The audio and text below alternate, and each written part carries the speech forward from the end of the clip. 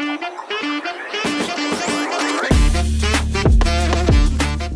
y'all, welcome back to Hopeful and Wholesome. I am your host, Pedraza, and today I'm starting a little series that's going to unfold over the next, who knows, however many weeks. And these all won't all be in order, and you won't necessarily have to listen to these in a specific order, but a series as in they will all be related, combining some of my favorite things. Maybe all of my favorite things, human design, mineral balancing, and really how to use this to help heal the body, create balance in the body. And we're starting today with a conversation about the root center and really, as the title says, unlocking the root center and understanding what the root center is. And I feel like this center and understanding the center within my own body was really the key for me of understanding the root cause, no pun intended, of my burnout and how that was happening, understanding my root center and my human design chart. So there's so much to talk about in terms of stress, mineral imbalances, and how this impacts your energy. And if you've ever felt this constant pressure, like you're under constant pressure, like no matter what you do, there's always this underlying sense of urgency that's kind of like playing in the background, just kind of pushing you forward. The need to constantly feel the need to have to get things done, feeling like maybe you can't really relax until you get things done. Or if you take a break, maybe feeling guilty for taking a break, or feeling like if you do quote unquote take a break, you're constantly thinking everything you should be doing, right? This is the feeling of the root center. This is the pressure. Root center is considered a pressure center because this is the pressure to get things done. And it's going to look a little different whether you have this defined or undefined in your chart, which I'll get to in just a second. But I know for me, this was this constant, and this is still like work in progress, I will say that, but it was this constant battle and this constant pressure of having to go and feeling like I had to be productive. I had to get all the things checked off my to-do list. I had to basically like earn my rest. And that's kind of, I have an undefined root center. This is kind of the shadow of the undefined root center. You have to earn your rest. You have to get all the things done before you can rest. And really, it just leads you to push yourself to exhaustion, which is exactly what I did, and can lead to really damaging your body and your adrenals, which we'll talk about. And the pressure will inevitably catch up with you. And so feeling this sense of urgency that's kind of draining your energy. It's also going to affect your digestion because there's certain channels or gates that are from the root center that connect to your digestive system. All of this is going to affect how your body's functioning. And so I think I really understood the root cause of my burnout. I mean, I know what the root cause is, but understanding how it's affecting my physical body when I dove into the root center and really understood how my body's stress response was connected to how my root center was operating and how it was operating within the energy of the root center. And so today I want to break down the link between your root center, your stress hormones, and minerals, and all of this that really helps fuel your body's ability to handle pressure. And that's really what the root center is about, it's this pressure center, but when we know how to use the energy of that center, we can use it to be able to handle pressure in a better way. So whether you have an undefined root center or a defined root center, your body's stress response plays a huge role in how much energy you have and how well you recover and where you get motivation from to get things done. So I want to go over some key mineral imbalances that show up with chronic stress, how this is affecting the root center and the physical body, and then ways that your body is kind of giving you the signals of imbalances, and then some steps you can take to restore balance. So let's talk about what the root center is first, how this kind of relates to stress. So in human design, the root center, so if you look at your chart, if you don't know where your root center is, it's at the very bottom of your chart. So look at your chart, look at the very bottom. It's a little square that's going to be at the bottom. Your root center is at the base of your spine, at the base of your body. And your root center is responsible for your stress response, for pressure, for motivation, right? It's where your sense of motivation comes from. And it's directly connected to your adrenal glands. And as you know, if you've listened or watched this show for a while, we talk about the adrenals a lot. And your adrenals are responsible for hormones like adrenaline and cortisol, right? Your stress hormones. This is your body's built-in fight or flight system to know whether to fight or flee, right? So this is where your stress hormones are coming from. So there's so much dysregulation in the root center. Just that fact alone of me explaining that gives you a pretty good indication kind of what's going on here with this center. And there's so many women who are functioning with barely operating adrenal glands. Like I know mine were barely operating at one point. And this really, I feel like this is such a huge root cause. So if you have a defined root, right? So if you're looking at your chart, you find where the root center is, it's filled in, it's colored in. This means that you have this fixed relationship with stress or pressure, and it's more of an internal stress or pressure, right? And so basically, you can typically work well under pressure, but you may not always know or recognize when you're overloading yourself. So it's kind of this, yes, you can have this fixed relationship, but it's just being aware of when you're not overloading yourself with this sense of internal pressure. Now, if you have an undefined root center, it's more of an external pressure, right? You feel pressure from the world around you, people, your environment, whatever you're surrounded by, that's where the pressure is coming from. And that's where that can get really tricky because just like any undefined center in human design, right, it's very sensitive to conditioning from the outside world, right? So the energy moving through there is very fluid. It's not consistent. It's not fixed. So you might pick up other people's stressors and pressure, and then that's put on you. And then you feel the need to rush or get through even when it's really not necessary. And I find that those with an undefined or open meaning you have no gates filled in. It's completely open. If you have an undefined center, a lot of times this is where, not saying people who don't have an undefined root center don't experience this, but you can especially become victim to comparisonitis, right? Comparing yourself to other people and kind of seeing where other people are on their journey and comparing yourself there. Again, it's that external pressure. And then you feel the need, like, I need to hurry up. I'm behind, right? So much of this can happen with an undefined root center. So we have to be really mindful of what we're taking in and allowing to influence that sense of pressure and motivation from that center. So there are a lot of studies that show that women tend to have a higher baseline cortisol level than men, meaning our stress response is naturally heightened.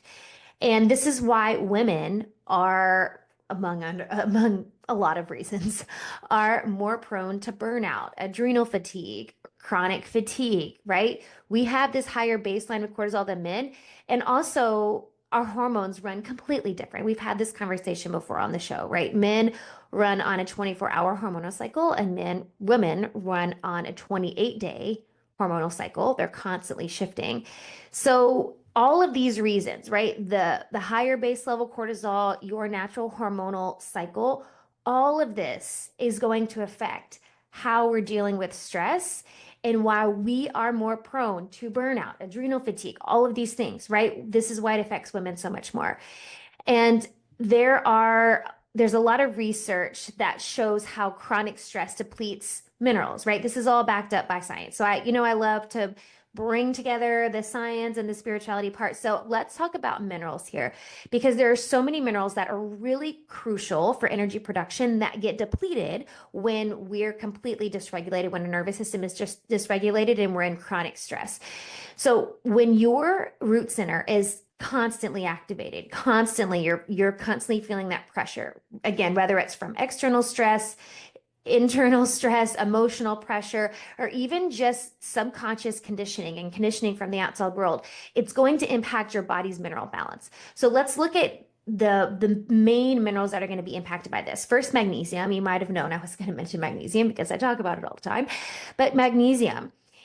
When magnesium is deficient, you're going to have increased anxiety and sleep issues. I have an episode coming up in the next month or so about magnesium, mental health, anxiety, all of those things. Magnesium is such a crucial mineral for so many different reactions in the body and different processes in the body, but it's known as, this is your relaxation mineral, right? This really does affect how your body deals with stress. And Because magnesium is used for so many different reactions in the body, it means we need a lot and it means we use a lot. So stress is going to naturally deplete it faster. Magnesium and sodium are going to be depleted really quickly in times of stress. And if you're chronic stress, then you better believe that you're probably deficient. So if you're feeling constantly wired, anxious, right? You're having trouble falling asleep. You have muscle tension. Maybe you have like restless leg stuff going on. You could be low in magnesium. Magnesium is definitely something that you want to prioritize. Next ones I want to talk about is sodium and potassium. Sodium and potassium are both really important for your adrenals. Adrenal fatigue, energy crashes, and even mood, kind of like moodiness, can be affected by potassium. Potassium can affect your mood. Your adrenals use sodium and potassium to regulate your blood sugar, and it regulates your hydration levels, right? Sodium, potassium, all of your cells have sodium potassium pumps. It's pumping sodium and potassium in and out of your cells. So when stress is chronic, these minerals, just like the magnesium I just talked about, these minerals are going to get used up faster. So this is going to lead to things you might feel lightheaded, you might feel moody, you might have cravings for salty food, right, from the sodium deficiency. You might experience afternoon energy crashes. All of this is affected by sodium, potassium, and that balance in your cells in your body. Zinc is another one I want to talk about. I think we're pretty familiar with zinc in terms of how it affects immunity. So when we're depleted in zinc, this is going to affect your immune system and it's going to affect your hormonal balance. Zinc and copper, which I'll talk about copper in a second, have a very special relationship and it affects how our hormones are functioning, how they're being produced and used in the body. So zinc is really crucial for immune function, but it's also really helpful in digestion and hormone production. So when you're chronically stressed, it's going to lower your zinc levels. Now, it's not only going to make you prone to getting sick, but it's also going to affect how your hormones are functioning. So it could disrupt your menstrual cycle. It could disrupt how your estrogen is acting in your body, right? Zinc is directly correlated to your hormones. Okay, important to note there. Now, copper, on the other hand, again, like I said, these two have a really special relationship. Copper is this mineral that I feel like I have a podcast episode. You can go back and look at talk about copper dysregulation and could this be you? But if you're feeling overstimulated, if you're feeling that sense of wired but tired, and I've mentioned this term before, and it's that feeling of like I can't turn my brain off and I can't calm my body down, but I'm so stinking tired that I need to sleep till next Wednesday. Like that's the wired but tired. And this is such a common symptom with adrenal fatigue. And when your adrenals are basically like they need rest. Maybe it's this feeling of wired but tired. And what typically why this happens is this copper imbalance, this copper dysregulation in the body. Your adrenals need to be working really well to be able to work through the excess copper, the copper in your body. So when your adrenals aren't functioning optimally, your body's typically going to hold on to more copper. So it's going to hold on to it in your tissues, which is why when I do a hair tissue and mineral analysis on my clients, there's a handful of markers I'm looking at, but so often there's copper dysregulation in the body because if your adrenals aren't working well, then your body's holding on to excess copper when it really needs to release it. It needs to use it and release it. And so when that happens, this excess copper stimulates your nervous system. So this wired but tired feeling is really typically due to this copper imbalance that's in the body. So it can make you feel anxious. It can make you feel irritable, emotionally reactive, and it can also affect your estrogen levels. Copper and zinc, these two minerals play a big part in that. So this is why so often stress feels harder to shake off for some women because it's affecting your estrogen levels. So now it's like this double whammy. You got things going on because your copper and your zinc are dysregulated, but now it's also affecting your estrogen, right? So it's just kind of a chain reaction of events that happens. So those are the main minerals that are going to be affected by your root center just being constantly stimulated. And these are the minerals that we really want to focus on prioritizing when we're looking at balancing things out. So what can you do when you're feeling the effects? Like some of these symptoms I'm mentioning, like I know what you're talking about. I'm feeling these. I'm feeling them right now.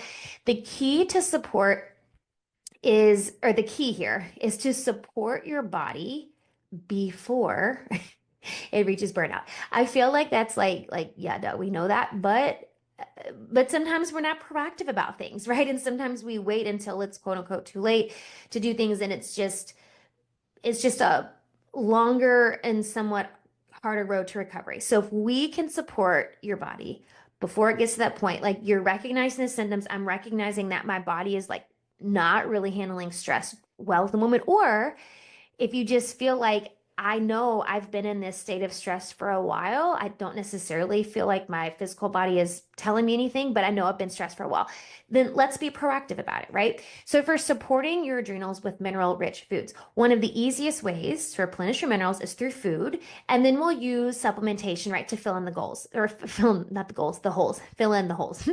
So, let's talk about food. Magnesium. Leafy greens, nuts, seeds, pumpkin seeds are a great source. Chocolate, like actual real chocolate, these are going to be the most nutrient dense sources of magnesium. That being said, we also know that conventional farming methods and the way our soil is in at least in this country, our soil is very depleted in magnesium, which is where typically we're getting the source or getting the magnesium from. So we also want to fill in the gap. So even if you are eating a lot of magnesium rich foods, I still recommend supplementing magnesium to fill in the gaps there because majority of us, studies are showing majority of us are deficient in magnesium, and your magnesium needs really are going to change and shift. So as you're in a period of stress, like a long period of stress, or you know what, maybe you're going into a stressful season in your business or in your career, then you probably want to amp up the magnesium. I do that with myself all the time. I know what times of the month I want to increase my magnesium supplementation. I know what times of the year I want to increase. So you can also play around with it and know that sometimes your need for magnesium is going to increase. So sodium and potassium are next because those are the next two that we talked about. The best source of potassium is going to come from coconut water, bananas, avocados. There's other foods, obviously, those aren't the only three, but those are going to be the most potassium rich sources. And for sodium, things like really good quality unrefined sea salt, bone broth, those are going to be really good, and which also can be a good source of other minerals. So those are going to be the best food sources for that. Zinc, things like pumpkin seeds, oysters. If you eat beef, especially grass-fed beef, that's going to be a really good source of zinc. Copper balancing foods. So this isn't necessarily, so we want foods to help us balance out copper. Vitamin C rich foods are really what you want for this. So things like citrus fruits and bell peppers, right? If you're supplementing, maybe you're doing the acerola fruit, right? So vitamin C rich foods, whole food vitamin C supplements. Like I said, there's acerola fruit. There's other whole food sources of vitamin C. We want to look for read the ingredients is my point there. Read the ingredients on your vitamin C supplements, and that can help with copper balancing food. So the other thing you can do, and I'll put this in the show notes. The adrenal cocktail, I love giving this recipe. Now you can buy a supplement. Maybe I'll put a link to both in the show notes. You can buy a powder form if that's easier, because I know I like to have both on hand because sometimes you don't have all the ingredients and you have to make it, and sometimes it's just not convenient.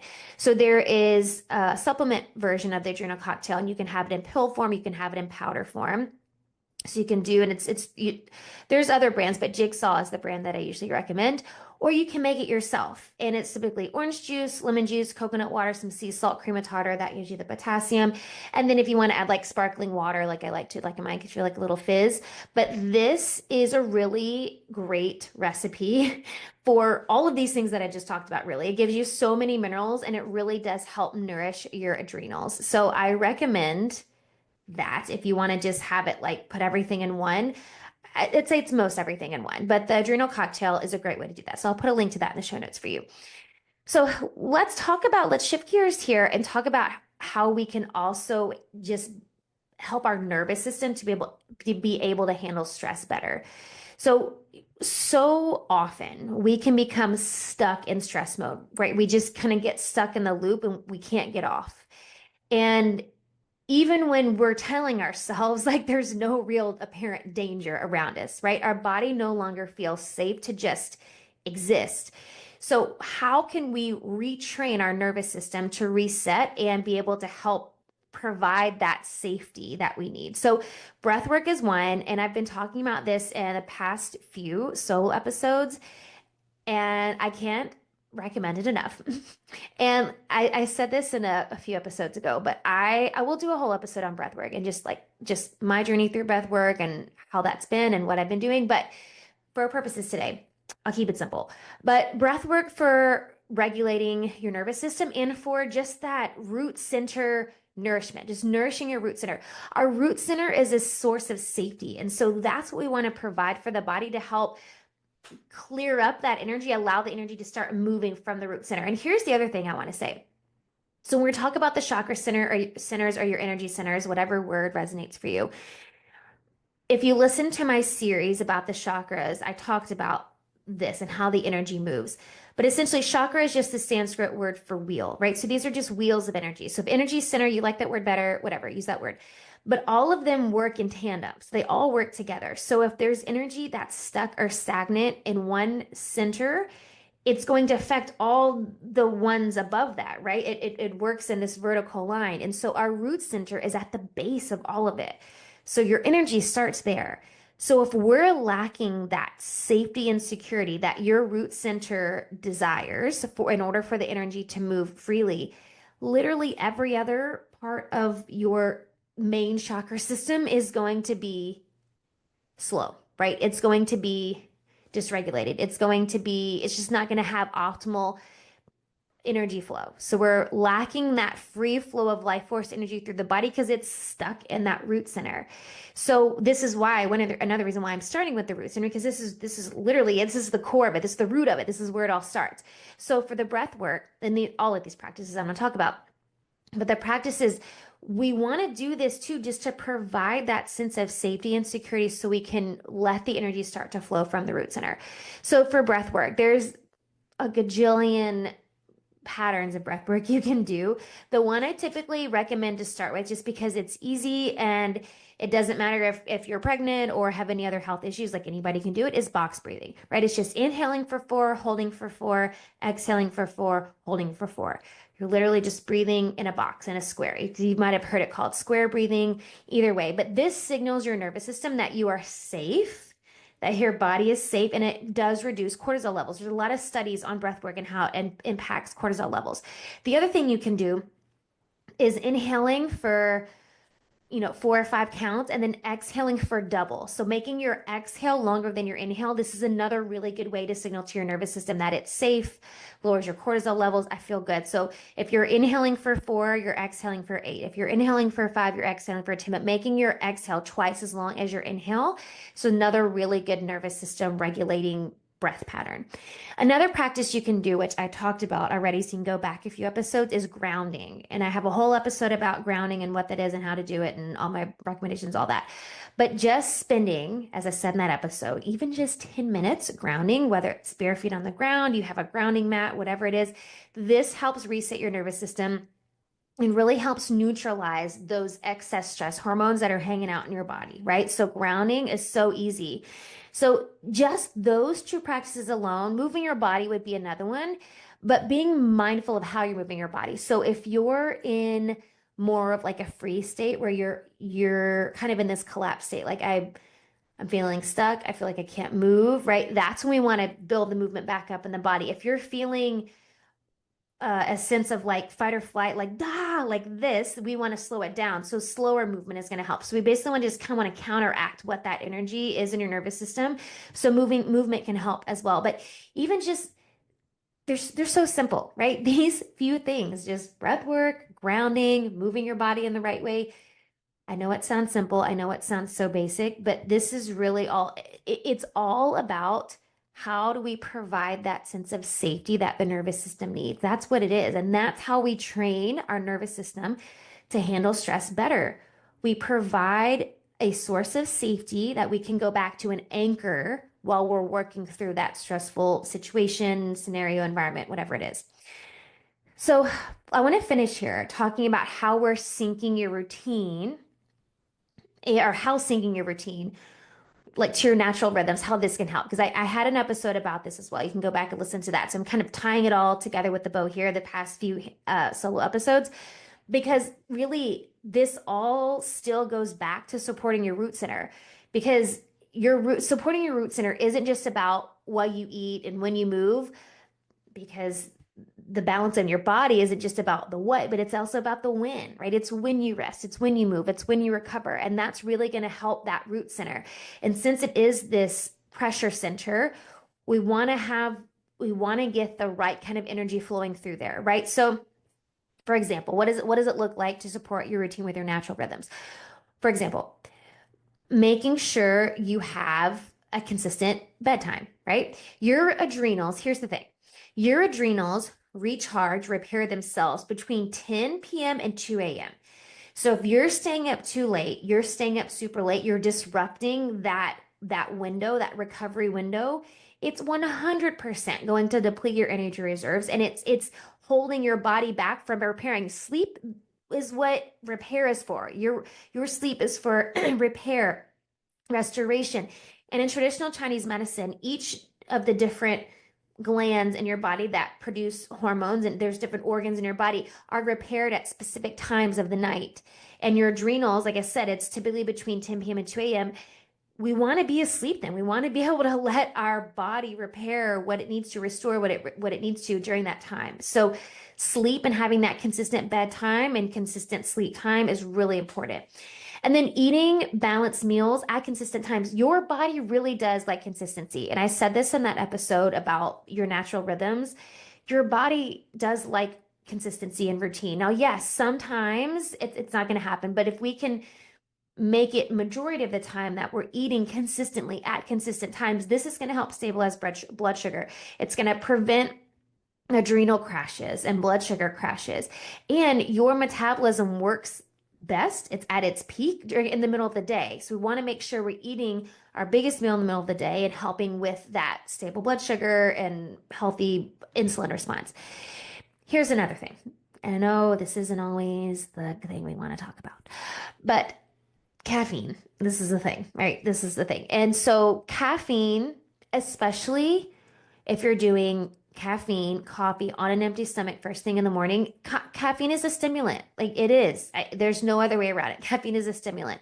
And if you're constantly stimulating your body with caffeine, this is affecting your adrenals because your adrenals are they're responsible for your stress response. So you're stimulating an adrenal response, their cortisol response.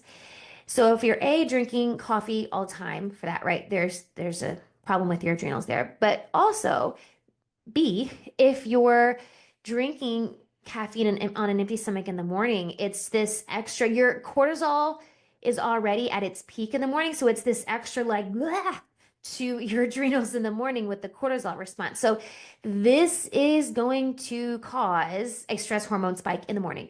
So if you're going to drink your coffee, at least eat something first. I'm not saying never drink coffee ever again, but at least don't do it on an empty stomach and be mindful of your caffeine intake throughout the day, that we're not relying on that for energy because it is going to disrupt how your hormones are working and how your adrenals are working. And since your adrenals and your thyroid have such a close relationship, it's going to affect how your thyroid is functioning.